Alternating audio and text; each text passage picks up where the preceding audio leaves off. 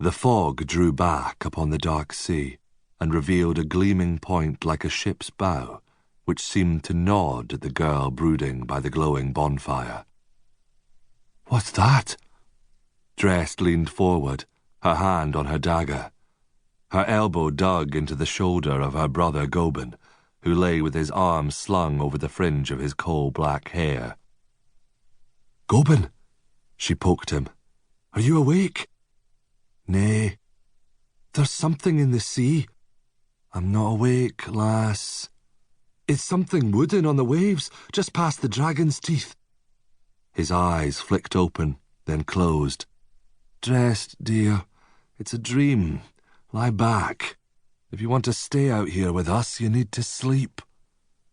Drest crept around the fire to Nutkin, Gobin's twin, who lay in almost the same position, except it was his hand, not arm, that held back his black hair. "I'm not awake either," Nutkin said, a smile tweaking his lips. "We come home from war, and you're jumping at every sound," muttered Ewan, her youngest brother. "Go to sleep, you crab-headed squid gut, or I'll make you sleep in the cave with the snails."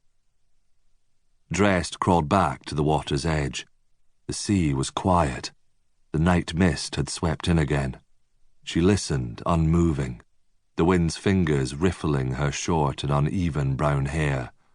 Grimble, her father, had always said that no boat or ship could reach their tight, protected cove, that the dragon's teeth, the stones scattered over the harbour, were hungry for wood and men, and no man or devil would dare draw near the headland while her brothers and father were home. Yet something was there. Drest left the circle by the fire where her family slept and scrambled up the boulders behind the camp. She climbed over the crumbling stones, dead tree roots, and clumps of gorse, past the crag that looked over the spot of rocky beach where her brothers kept their boats, then higher until she came to a point where the sea opened up before the headland. Above her rose the path to the cliffs. Behind her lay the caves where her family kept their supplies and slept when it rained. Over the water, the ash-grey fog stretched like smoke. Drest closed her eyes and listened. Waves sloshing. The wind gently breathing. Her father and brothers snoring from below. A creak. Not just a creak, but a scrape as well. The rasp of wood on stone in the cove just past the dragon's teeth. She knew that sound.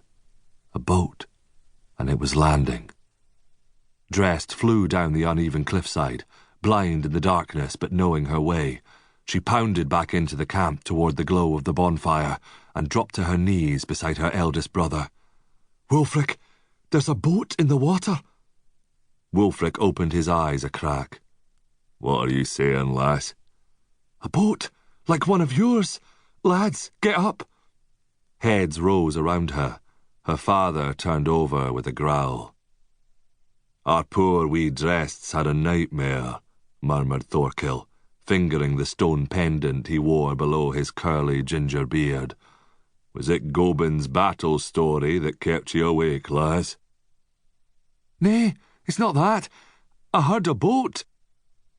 Drest stood, wincing at her brothers' shaking heads. "Lads, I saw it."